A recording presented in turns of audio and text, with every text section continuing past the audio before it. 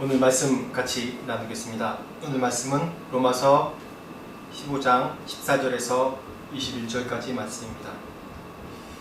봉독하도록 하겠습니다. 내 형제들아, 너희가 스스로 선함이 가득하고 모든 지식이 차서 능히 서로 권하는 자임을 나도 확신하노라. 그러나 내가 너희로 다시 생각나게 하려고 하나님께서 내게 주신 은혜로 말미암아 더욱 담대히 대략 너희에게 썼노니, 이 은혜는 곧 나의 이방인을 위하여 그리스도 예수의 일꾼이 되어 하나님의 복음의 제사장 직분을 하게 하사 이방인을 제물로 드리는 것이 성령 안에서 거룩하게 되어 바칠 만하게 하려 하심이라. 그러므로 내가 그리스도 예수 안에서 하나님의 일에 대하여 자랑하는 것이 있거니와 그리스도께서 이방인들을 순종하게 하기 위하여 나를 통하여 역사하신 것 외에는 내가 감히 말하지 아니하노라. 그 일은 말과 행위로 표적과 기사의 능력으로 성령의 능력으로 이루어졌으며, 그리하여 내가 예루살렘으로부터 두루 행하여 일리공까지 그리스도의 복음을 편만하게 전하였노라. 또 내가 그리스도의 이름을 부르는 곳에 복음을 전하지 않기를 힘썼느니, 이는 남의 터 위에 건축하지 아니하려 함이라. 기록된 바 주의 수직을 받지 못한 자들이 볼 것이요 듣지 못한 자들이 깨달으리라 함과 같으니라. 아멘. 오늘 말씀의 주제는 복음의 제사장입니다. 복음의 제사장이란 단어가 이 성경 전체에 또 신약의 굉장히 중요한 문장 중에 하나입니다. 이 복음의 제사장이란 단어를 지금 사도 바울이 지금 이 로마서에서 또 강력하게 쓰고 있는데, 사도 바울이 쓰고 있는 그 여러 서신서 중에 우리에게 계속 이게 복음의 제사장이란 이 문장 단어로 또 얘기하지만은 또 전체적인 문장으로 우리가 이 세상에서 제사장 직분 받은 자다, 이 신약에서 제사장 직분 받은 자다라는 계속 메시지를 우리 모두에게 전합니다. 그 얘기는 즉 우리가 구약에서와 같이 수동적으로 어떤 예법과 제사의식을 레위인들이 이끌어주는 것을 따르기만 하는 수동적인 자세가 아니라, 이제는 이 세상을 구원할 이 열방을 향한 하나님의 그 구원 계획을 적극적으로 능동적으로 수행할 사명이 우리에게 있다는 그런 사명을 다시 한번 확인시켜주는 단어로, 문장으로, 복음의 제사장이란 이 문장으로 계속해서 이 바울 서신서에 여러 교회에 보내는 그런 편지에 계속해서 나와 있습니다.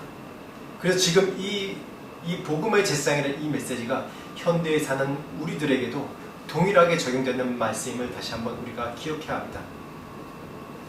말씀 보면 16절 다시 한번 읽어보겠습니다. 16절.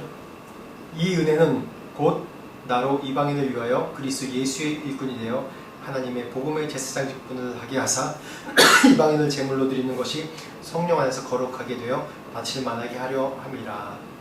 이 구절의 핵심이 제가 복음의 제사장이라고 말씀드렸죠.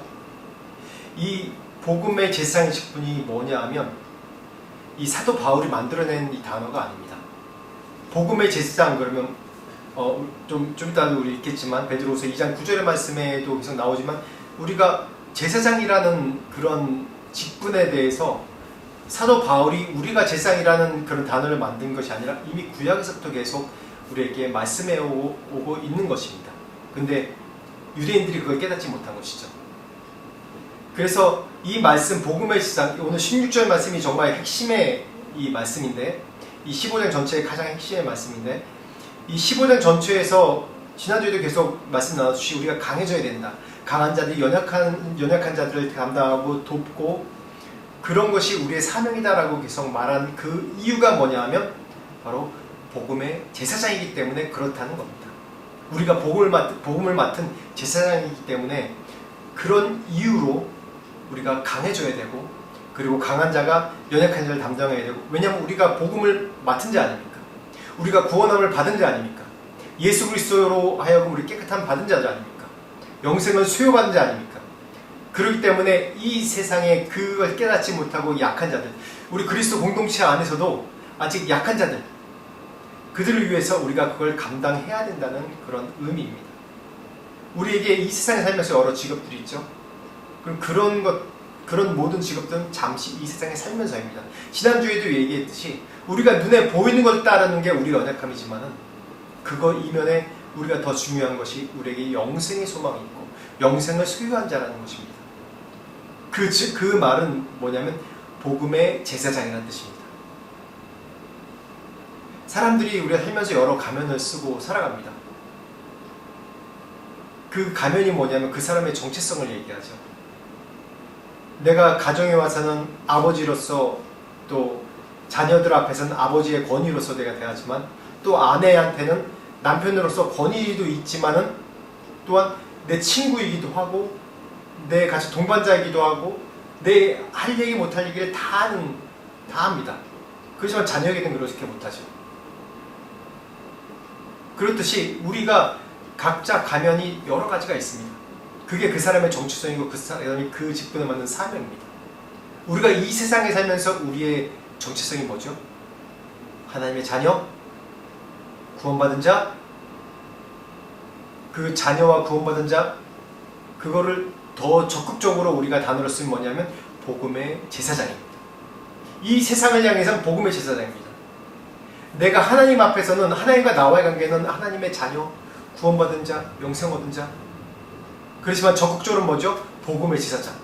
지난주에도 창세기 1장 말씀, 1장 26절 말씀 얘기했듯이 이 세상에서 정복하고 다스리고 번성케 하는 게 우리의 사명입니다. 그게 뭡니까? 복음의 제사장입니다.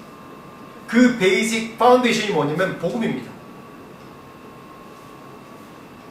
제가 며칠 전에 이제 한국에 그 통신사에 전할 일이 있어서 제가 카드가 정지됐었습니다. 누가 제 카드를 해외에서 도용했다고 해서 금액 결제를 물어보면서 이게 잘못된 걸 알고 거기서 정지시켜버린 겁니다.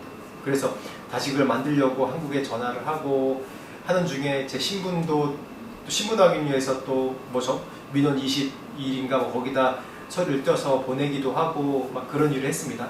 그걸 몇 번 전화를 하면서 하는데 무슨 서류를 보내야 되는데 그쪽 상담원 분이 보내드리는 번호로 보내시면 됩니다. 그래가지고 전화 끊었죠. 전화가 안 옵니다. 그 번호가 없는 거예요. 그래서 또 전화 걸었어요. 근데 다른 상담원이 또 동일한 걸 또 물어보면서 그게 아직 메시지가 안 갔다는 거예요. 진행 중이라는 거예요. 그래서 무슨 일인가 그래서 알겠습니다. 끊고 다음날 또 전화했습니다. 그게 좀 급한 일이었거든요. 다음날 전화했는데 전화 받는 또 상담원이 처음부터 끝까지 다 물어보는 거예요. 또 그 프로세스를 다 물어보는 거예요. 그래서 갑자기 화가 나더라고요. 아니 제가 세 번째 전화 거는데 이 똑같은 사항으로 근데 전화 받지 못했냐고. 근데 또 업무가 또 다르다는 거예요. 그래서 아니 이건 제 상국도 아니라 한국에서 이런 일이 있어서 제가 한국에 대한 이 일사천리로 진행되는 그 기대감이 있었거든요. 갑자기 막 저도 마음이 급하니까 짜증이 확 나는 거예요. 그래서 컴플레인을 막 했어요. 강하게 막 어필도 하고 아니 이게 왜 이렇게 되냐고. 어저께도 이런 얘기 물어보고 내가 그랬는데 근데 막 당황해하면서 그 젊은 이제 상담원이 죄송합니다 그러면서 막 그러더라고요. 근데 갑자기 제가 그런 생각이 딱 났어요. 내가 목사지. 내가 이런 일로 상대편을 좀 이해되고 만약에 이분이 내가 복음을 전해야 될 대상이면 내가 이렇게 할 수 있을까라는 생각이 들더라고요. 그래서 제가 자세를 딱 바꿨어요. 그러면서 좀 정중하게 다시 이야기하기도 했는데 그런 걸 보면서 내 정체성이 무엇이냐, 내가 지금 이 세상에서 살아나가는 내가 이 상황에서 내 정체성이 무엇이냐에 따라서 내 태도와 생각과 결정이 다 달라지더라고요. 그래서 우리의 이 땅의 존재의 목적이 뭡니까? 이 땅의 존재의 목적이 그냥 내가 호의호식하면서 잘 사는 게 내 이 땅에서 존재의 목적입니까? 아니죠. 내가 이 땅에서 잘 돼가지고 부자 돼가지고 또 권력을 잡아가지고 그 다음 뭡니까? 이 땅을 내가 잘 다스리도록? 그렇지만 속에 나의 마음은 희생의 마음이 아니라 내 이기적인 마음들이 많겠죠. 존재의 목적이 무엇이냐에 따라서 그 사람의 인생의 방향성도 달라지는 것입니다. 우리나라에도 많은 민주화 운동이 있었습니다. 해방 이후에 또 여러 정권이 권력이 바뀌면서 여러 과도기가 여러 가지 있었어요. 그래서 뭐 좀 정치적으로 잘못된 해석이 다르겠지만은 역사적으로 보면 불법으로 점령한 것이 있고 불법으로 한 것이 있고 거기에 대해서 맞서 싸우는 그런 것들이 있었습니다. 근데 그 중에 어떤 분은 정말 민주투사라고 하시는 분은 우리가 다 아는 분인데 그분은 온 인생을 이 민주화를 위해서 모든 걸 바친 거예요. 그러니까 자기가 목숨이 경각간에 달려있는데도 굽히지 않더라고요. 그런 예가 단지 이 민주화 운동뿐만 아니라 우리나라 역사적으로 많이 있지 않습니까? 이 고려에서 조선으로 넘어갈 때 또 이 여러 가지 사건들이 있었죠. 그러면서 결국 자신의 소신을 굽히지 않고 자신의 정체성이 이 고려 왕국의 고려의 사신이라는 것을 꺾지 않고 자기 죽음을 선택한 거예요. 거기에 따라 자기 자신이 달라지는 거예요. 그렇듯이 우리의 이 땅에 살면서 사명이 무엇이냐, 거기에 따라서 우리의 삶의 방향이 달라지는 것입니다. 세상 사람들은 각자 자신의 목적과 자신의 이익과 자신의 상황에 맞게 자기의 인생을 결정합니다. 그래서 지난주에도 얘기했지 결국은 나중에 어떻습니까? 후회를 하게 되죠. 뭔가 2% 부족한데 그 2%가 전부를 지배하는 것 같은 이 부족함을 느끼는 이 공허함, 그것이 우리의 인생의 방향성이 영혼에 맞춰지지 않고 이 땅에만 맞춰져 있으면 그런 일이 벌어지는 것입니다. 우리의 이 땅에서 사명과 목적이 무엇입니까? 오늘 말씀의 문장이 정말 잘 나타나 있는데 복음의 제사장입니다. 우리의 이 땅의 사명자의 목적이 복음의 제사장으로 이 땅을 살아가는 것입니다. 이게 굉장히 구체적인 단어 같아요. 주로 우리가 그리스도인들이 쓰는 단어는 무엇을 하든지 하나님의 영광을 위하여, 하나님을 기쁘게 위하여, 하나님의 영광을 위하여. 그러면 뭐가 하나님의 영광을 위한지, 예배 드리는 것만 하나님의 영광이 위한가? 아니죠. 우리의 정체성이 내 직업이 제사장, 이 땅에 살면서 복음의 제사장이라는 그런 정체성, 내 잡이 그거라는 걸 정확하게 눈에 보이는 그걸로 살면 나의 선택과 행동이 달라집니다. 그렇다면 이 성경에 뭐라고 나와 있냐 한번 말씀 보겠습니다. 베드로전서 2장 9절 말씀. 왜 우리가 제사장인가? 우리 다 아는 말씀이죠. 시작. 그러나 너희는 택하신 족속이요 왕같은 제사장들이요 거룩한 나라요 그의 소유가 된 백성이니 이는 너희를 어두운 데서 불러내어 그의 기이한 빛에 들어가게 하신 이의 아름다운 덕을 선포하게 하려 하심이라. 왕같은 제사장들이라고 했어요. 이 말씀이 신약에만 나와 있냐? 아니에요. 이 말씀은 구약을 인용하는 겁니다. 출애굽기 19장 5절 6절 말씀입니다. 세계가 다 내게 속하였나니 너희가 내 말을 잘 듣고 내 언약을 지키면 너희는 모든 민족 중에서 내 소유가 되겠고 너희가 내게 대하여 제사장 나라가 되며 거룩한 백성이 되리라. 너는 이 말을 이스라엘 자손에게 전할지니라. 명확하죠? 구약의 출애굽기 19장에 나오는 그런 하나님의 약속, 율법을 맡은 자로서, 말씀을 맡은 자로서, 열방의 제사장 된 나라로서, 거룩한 나라로 선택된 백성으로서 네가 이러한 사명을 감당해야 된다는 그런 정확한 문장이에요. 그렇다면 구약의 율법의 제사장의 이 직무가 뭘까요? 이 제사장이라는 것은 하나님과 이 백성들 사이에서, 하나님과 백성들 사이에서 중재자 역할이에요. 백성은, 우리 사람들은 타락했습니다. 아담과 하와의 그런 범죄함 이후로 타락했습니다. 하나님은 그런 우리를 회복하기 원하세요. 만나기 원하세요. 그래서 하나님이 이스라엘 백성 나라를 세우면서 율법을 주시면서 만든 우리의 제도가 이 중재자 역할한 이 거룩하게 구별된 이 제사장 그룹이에요. 그래서 레위인은 어느 땅과 어느 것도 소유도 없이 오직 하나님의 일을 하는, 하나님과 소통하는 제사장, 중재자 역할하는 이 일만 맡게 됐어요. 그래서 하나님과 이 인간 사이에 중재하는 역할, 만나게 하는 역할, 중간다의 통로 역할을 하는 게 바로 제사장입니다. 그래서 구약의 율법 제사장은 어떤 일이 했냐면, 사람이 죄를 지었는데 그 죄에 대해서 고백하고 용서받기를 원해요. 그럴 때 어떻게 하면 짐승을 가지고 이 율법에 나오는 짐승을 가지고 성전에 나와서 그 성전에게 안수를 합니다. 안수가 뭐냐면 자신의 죄를 전가하는 거예요. 그리고 잡고 또 그 자신이 잡고 그거를 불에 태우면서 하나님께 올려드린 것이 제사장이 하는 임무예요. 그래서 이 죄인의 죄 대신에 이 제사를 드리면서 태워서 주님께 드리는 거예요.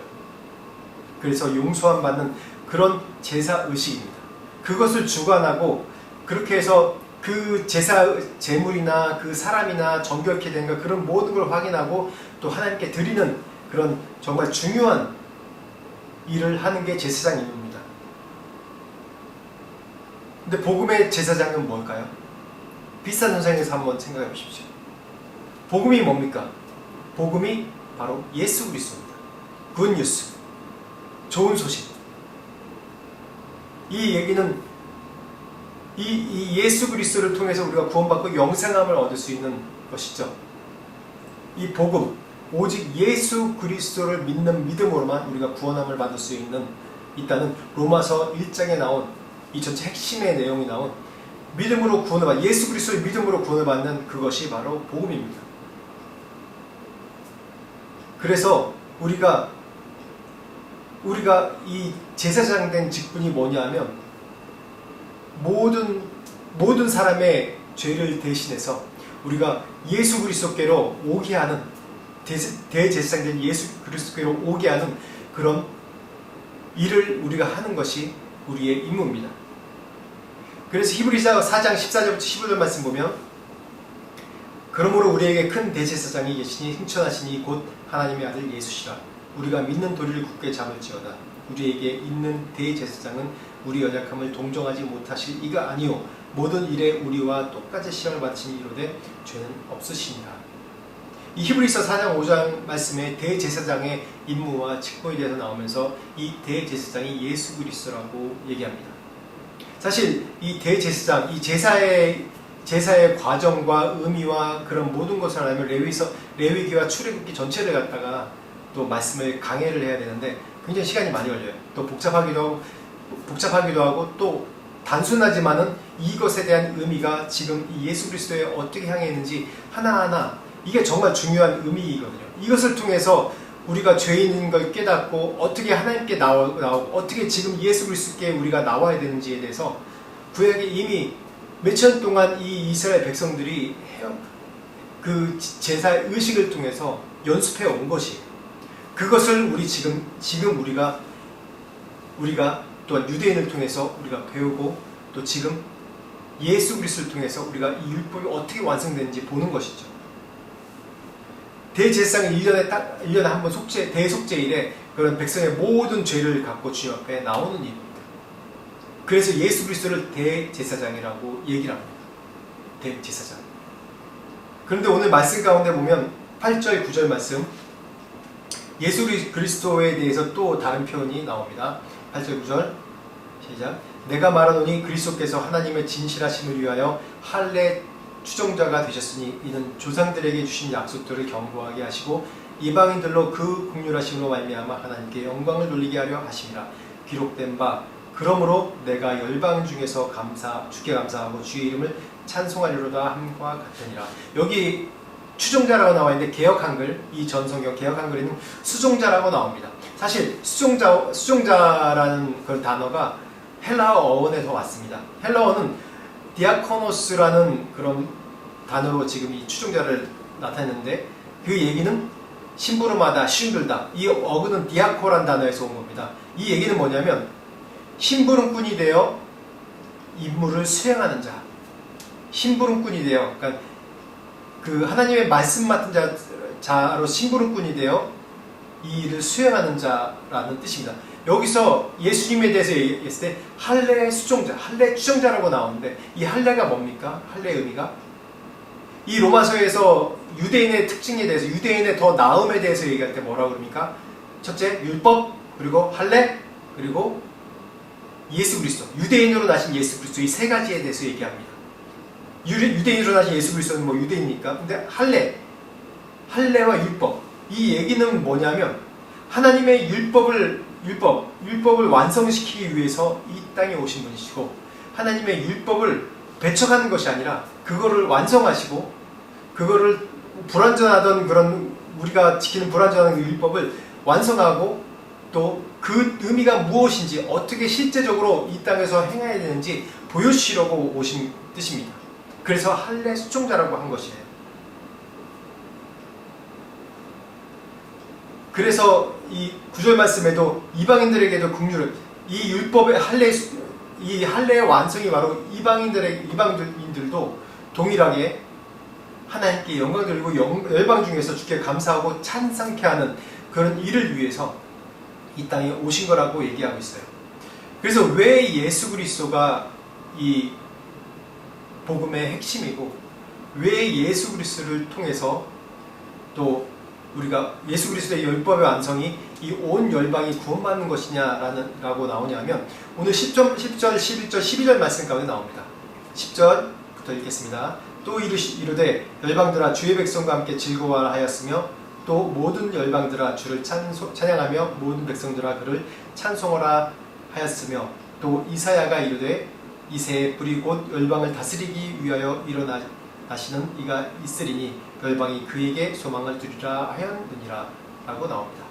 이 10절 말씀은 신명기 32장 말씀이고, 또 11절 말씀은 시편 111편을 인용한 것이고, 12절 말씀은 나왔듯이 이사야 11장을 인용한 것입니다. 이게 공통적인 뭐냐면, 공통적인 단어가 뭐냐면 열방입니다. 열방이라는 단어가 꼭 들어가 있어요. 유대인들이 잘못 착각한 게 무엇이냐면, 복음은, 구원은, 영생은 자신에게만 있다는 것이에요. 자신들이 율법을 맡은 자로서 할례와 율법이 자신들의 자랑인데, 왜냐하면 하나님께서 직접 임하시고 모세를 통해서 이 땅은 선택된 백성이라고 말씀해 주셨기 때문에 자신들의 자부심이고 자랑입니다. 그리고 이 할례를 하고 또 율법대로 이 제사를 지키고 규례를 지키고 모든 절기를 지키고, 그런 것을 통해서 자신들이 구원함 받고 영생을 받은 자는 오직 자신들만, 하나님께 선택된 자신들만 구원받은 자들이라고 착각하고 있어요. 그런 일들이 이 로마 교회 가운데도 있기 때문에 유대인으로 그리스도인 된 사람들이 이방인으로 그리스도인 된 사람을 아직까지도 이 안에서 분쟁이 있는 것입니다. 자신들이 더 낫다고 얘기하고, 자신들이 이 조상들로부터 수백 년 동안 지켜오던 이런 율법과 하나님께서 선택받은 백성이라는 그 우월의식과 그런 것이 이 안에 있다는 거예요. 물론 이방인으로 유대인 된 사람들도 이 로마 교회를 지켰기 때문에 또 이 유대인을 보고 또 무시하는 것이고, 그런데 명확한 건 뭐냐면, 오늘 말씀에도 나와 있듯이 유대인의 자랑이 있지만은 정말 이 구약의 모든 율법과 제사의식과 그 모든 것이 어디에 맞춰져 있냐면 열방에 맞춰져 있다는 거예요. 이방인들. 그것이 오늘 이 말씀 가운데 이 복음의 제사장 맡은 자의 그런 당위성과 그런 핵심인 겁니다. 그 12절 말씀이 정말 중요한데, 이 핵심이 모든 초점이 예수 그리스도께 맞춰졌다는 거예요. 열방이 그의 소망의 뒤라고 얘기하고 있어요. 이새의 뿌리, 곧 열방을 다스리기 위해 일어나신 이가 있으니 열방. 그분이 바로 예수 그리스도라는 얘기입니다. 복음의 제사장 되시고, 복음의 대제사장 되시고, 오직 요한복음 14장 6절에 나오듯이 내가 곧 길이요 진리요 생명이란 이 말씀, 길이요 진리요 생명, 모든 율법과 절규와 모든 것이 바로 이 예수 그리스도의 구원의 사건에 맞춰져 있다는 것. 오직 유일한 대제사장 되신다는 그것을 우리가 알아야 됩니다. 그래서 우리가 이 복음의 제사장 맡은 자로서 대제사장이신 예수 그리스도께로 영혼들을 이끌어와야 되는 게 우리의 사명, 우리 평생 사명입니다. 13절 말씀 보면, 소망의 하나님이 모든 기쁨과 평강을 믿음 안에서 너에게 충만하게 하사 성령의 능력으로 소망이 넘치게 하시기를 원하노라 라고 얘기합니다. 이것이 우리의 사명입니다. 제사장, 이 복음의 제사장 맡은 자로서 우리가 대제사장이신 예수 그리스도께 모든 속죄함과 죄사함과 우리의 죄로 인해서 우리가 타락했던, 우리가 죄로 인해서 지옥에 갈 수밖에 없는 우리 영혼을 회복시키는 그런 우리의 사명이 복음의 제사장 맡은 사명입니다. 그런 제사장 맡은 사명이라는 얘기를 또 복음서에는 다른 말로 얘기했는데 우리의 청지기죠. 청지기. 다시 얘기합니다. 그 복음의 제사장 또 청지기로 얘기합니다. 그 청지기의 그런 예를 잘 나온 게 누가복음 16장 말씀에 있는데 8절 9절 말씀 보겠습니다. 주인이 이 옳지 않은 청지기가 일을 지혜 있게 하였으므로 칭찬하였으니 이 세대의 아들들이 자기 시대에 있어서는 빛의 아들들보다 더 지혜로움이니라. 내가 너희에게 말하노니 불의의 제물로 친구를 사귀라. 그리하면 그 제물이 없어질 때 그들이 너희를 영주할 처소로 영접하리라. 누가복음 16장 보면 이게 청지기라는 단어를 쓸 때 재미있는 단어가 나옵니다. 불의한 청지기라고 또 뭐 비유를 하는데, 사실 이때 당시 그 고대 당시 이게 문헌이나 그때 당시의 그런 삶을 보면 이 청지기 그러면 어떻게 보면 노예 중에서 하나인 사람들이 많았어요. 근데 그때 노예 중에서 전쟁으로 포로로 끌려오고 그런 사람들이 있기 때문에 그 포로로 끌려오기 전에 그 나라에서 교육받고 지식인층에 있었던 사람들이 많았습니다. 그런 자들이 자신의 집에 노예로 와서 이제 청지기가 노예 와서 맡은 자가 되고 뭐 집사가 되고 막 그렇게 하죠. 그러면서 어떤 자들은 정말 배운 자들은 몽학 선생으로 자녀들 가르치기도 하고 또 집안을 재산을 관리하기도 하고 재물을 관리하기도 하고 그런 그 좀 큰 일들을 많이 맡겨줬어요. 근데 여기 나온 청지기는 아마 그 재산을 담당한 청지기였던 것 같습니다. 근데 그때 이 청지기가 주인한테 소문이 들었어요. 이 불의하게 한다고, 또 불의하게 함으로 그 주인의 재산에 손해를 끼친다고 그런 소문이 난 거예요. 아마 이 청지기가 여기 말씀해 보면 사람들한테 뭐 빌려주는데 밀 몇 가마니 빌려주는데 그거를 뭐 제대로 못 받기 때문에 그랬던 걸로 추정됩니다. 근데 그때 당시에 보면, 그래서 여기 말씀 보면 이제 청지기가 네가 이렇게 일을 잘 못해가지고 나한테 손해 끼치니까 너 언제까지 하고 나가라.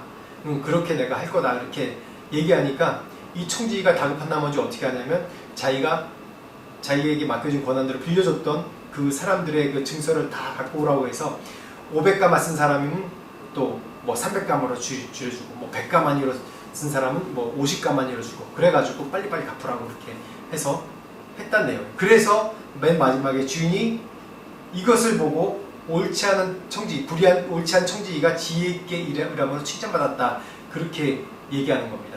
그런데 이 얘기는 뭐냐면 당시에 지금은 뭐 다운계약서라고도 얘기하는데 그때는 다운계약서가 아니라 자신이 뭐 밀 100석을 빌렸다. 그러면 거기서 보통 그때 세리들도 욕먹는 거에 뭐냐면 로마에 지불하는 세금이 뭐 100만 원이다. 뭐 100만 원이다. 그러면 그거를 자기 마음대로 그 세금만 내면 되고 나머지는 자기 마음대로 더 받아도 되는 거예요. 그랬듯이 청지기도 이때 당시에 뭐 쌀 50가마니 빌린다. 그러면 거기다가 100% 더해서 50가마에 더 얹어서 100가마를 더 받았다고 해요. 그래서 계약서에는 뭐냐면 50가마만 갚으면 되는데 50가마가 아니라 뭐 이자율 얼마 해가지고 100가마니로 쓰게 하는 거예요. 실제로는 50가마니 빌렸는데 100가마니로 쓰게 하는 거예요. 그래서 모든 사람들이 보통 자기 빌린 것에 배로 더는 몇 배로 더 해가지고 그거를 빌린 걸 갚아야 되는 거예요. 그래서 지금 이 청지기가 그런 상황입니다. 그래서 이 청지기가 원금을 그때 당시로 해석하면 원금을 손해본 게 아니라 100석 빌린 거면 100석 그대로, 야 100석 그대로 갚어. 나머지는 안 갚아도 돼. 100석만 네가 빌린 것만 갚아. 나머지 안 받을게. 그래서 빨리빨리 갚게 한다는 거예요. 그러면서 이 주인이 이 말씀에 그러죠. 너희가 불의한 재물로 친구를 사귀라. 그렇게 얘기하죠. 그러니까 이 빌린 사람들 얼마나 기쁘겠어요. 원래 통상적으로 50가마 빌리면 100가마로 갚아야 되는 건데 이 불의한 이 청지기뿐만 아니라 다른 사람은 다 그런 거예요. 세대들도 그렇고. 그런데 이 청지기가 앞으로 곧 잘릴 수도 있으니까 내가 이 청지기를 그만둘 수 있으니까 사람들한테 그냥 백성만 갚으라고, 내가 안 받겠다고 그러고 다 그냥 주인한테 빨리 주는 거예요. 이렇게 해가지고. 그래서 이 지혜롭다고 얘기하는 거예요. 여기서. 이걸 우리 현실로 해석하면 어떻게 되냐면 우리의 사명이 뭡니까? 복음의 제사장 아닙니까? 사람들을 주님께로 이끌어오게 하는 그 제사장 아닙니까? 그러려면 어떻게 해야 됩니까? 우리가 이 땅에 살면서 지난주에도 얘기했지만 잘 돼야 돼요. 강한 자가 돼야 돼요. 우리가 이 땅에서 잘 살아야 돼요. 때로는 권력도 잡아야 되고 잘해야 돼요. 그러면서 어떻게 해야 됩니까? 자신을 위해 쓰는 것이 아니라 이 불의한 재물, 이 땅의 불의한 재물이라고 그랬지만 이 땅에서 한계가 있는, 이 땅에 살 동안만 누릴 수 있는, 가질 수 있는 것으로 곧 우리는 천국 가잖아요. 우리가 죽어서 언제 죽어서 천국 갈지 모르잖아요. 그것을 계속해서 사람들에게 복음으로 끌어올 수 있게, 교회로 나오게 할 수 있고, 예수 그리스도 대제사장 앞에 무릎 꿇고 자신의 죄를 고백할 수 있게 이끌어오는 겁니다. 이끌어오는 거예요. 그래서 선교지에서 그런 말이 있어요. 빵과 복음, 한 손에 빵, 한 손에 복음. 이게 국유사역, 또 부제사역에 많이 하는 건데, 한 손엔 빵, 한 손엔 복음. 이게 전혀 상관없다는 거 아니에요. 복음서에서도 이 예수님께서 하신 비유나 그런 모든 비유도 보면 거의 한 반 가까이가 다 돈에 대한 얘기입니다. 돈에 대한 얘기. 그만큼 돈과 권력 이런 것이 너무 중요하다는 거예요. 그래서 우리가 잘 돼야 돼요. 잘 되어야 되는데 이 잘 되는 걸로 뭘 하냐면 복음 위해서 무슨 겁니다. 내가 잘 먹고 잘 살기 위한 것이 아니라 내가 돈 벌어서 남 주고, 내가 잘 돼서 남 도와주고, 내가 공부 열심히 해서 남에게 주고, 남이 잘 되게 해주고, 그러면서 복음으로 이끌어오는 거예요. 그러면서 다 예수 그리스도께로 이끌어오는 거예요. 그게 우리의 사명이라는 겁니다. 그래서 16절에서 18절 말씀 봅시다. 우리에게 어떤 사명인지 한번 봅시다. 읽겠습니다. 이 은혜는 곧 나로 이방인을 위하여 그리스도 예수의 일꾼이 되어 하나님의 복음의 제사장 직분을 하게 하사 이방인을 제물로 드리는 것이 성령 안에서 거룩하게 되어 받으실 만하게 하려 하시니라. 그러므로 내가 그리스도 예수 안에서 하나님의 일에 대하여 자랑하는 것이 있거니와 그리스도께서 이방인들을 순종하게 하기 위하여 나를 통하여 역사하신 것 외에는 내가 감히 말하지 아니하노라. 그 일은 말과 행위로. 이렇게 말씀합니다. 우리가 각자 안에 사명이 있습니다. 근데 사람들은 다른 사람과 비교하면서 나는 이런 은사가 없어, 나는 은사가 없으니까, 나는 돈이 없으니까, 나는 권력이 없으니까 난 아무것도 못하겠어. 난 그냥 교회만 나와서 예배드리고 기도하는 걸로 다 끝내야 돼. 기도하는 것만으로도 그냥 돼. 나는 그래 자부하는 분들이 있어요. 근데 하나님의 일은 성령께서 우리에게 기름 부으셔서 하는 건데, 하나님의 일은 소원하는 자를 통해서 하시는 거예요. 마음 가운데 소망을 두고 소원하는 자를 통해서 성령께서 임하시고 축복하시고 그 사람을 통해서 사명을 이루게 하시는 겁니다. 나는 사회에서 이렇게 잘났어, 이렇게 잘 되기 때문에 내가 이 정도 일은 할 수 있지, 이게 아닙니다. 마음에 소망하고 하나님의 사명을, 내가 부족하지만은, 내가 가진 것이 없지만은, 내가 배운 것이 없지만은, 내가 몸이 약하지만 내가 복음의 제사장으로서 하나님의 사명을 맡은 자로서 사람들을 믿지 않는 자들을 주님께로 이끌어오는 그런 사명을 맡은 자로서 이 사명을 감당하기 위해서 하나님 도와주세요. 저를 사용해주세요.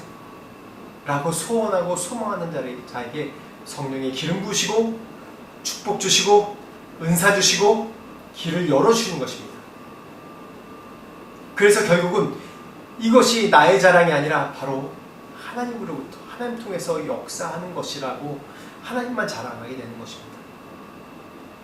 그래서 오늘 사도 바울이 이 사명을, 이루어가는데 정말 중요한 또 우리에게 그 원칙에 대해서 얘기하는데 19절 20절 말씀 보겠습니다.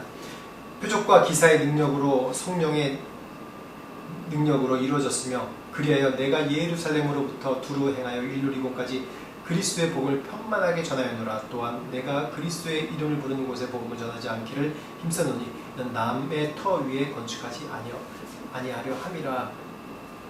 오늘 이 말씀 뭐냐면 표적과 기사의 능력으로 성령의 능력으로 이루어졌으며 성령 소원하는 자에게 하나님께서 그 사람에게 표적과 기사의 능력으로 성령의 능력으로 함께 하신다는 것입니다.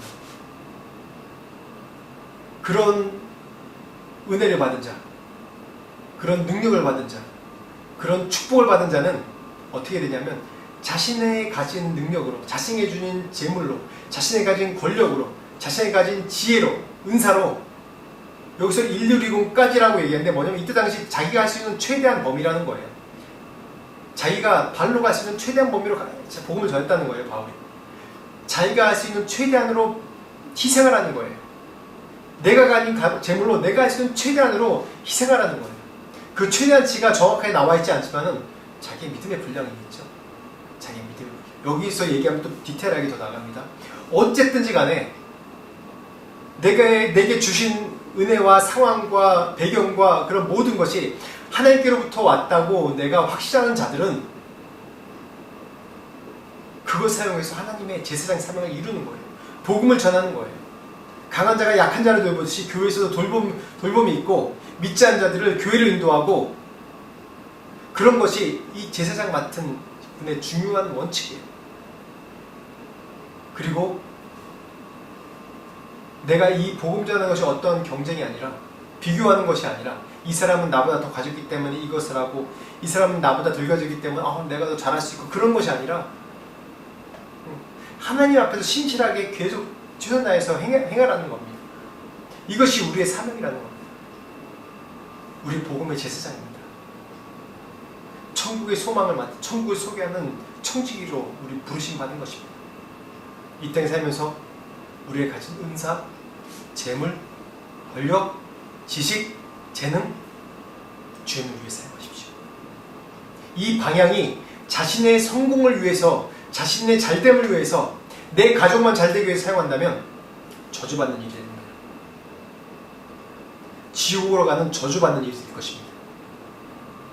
그렇지만 이러한 모든 것이 하나님의 영광을 위해서 내가 복음의 제사장 맡은 자로서 내가 청지기로서 하나님의 재물, 하나님께 주신 은사 그런 맡은 청지기로서 이것을 이 땅에 있는 믿지 않는 자들 우리 공동체 안의 약한 자들을 위해서 사용할 때 하나님께서 나중에 잘한다 칭찬받는 그런 모두가 될 것입니다. 그러기를 축원합니다. 같이 기도하겠습니다. 하나님 감사합니다.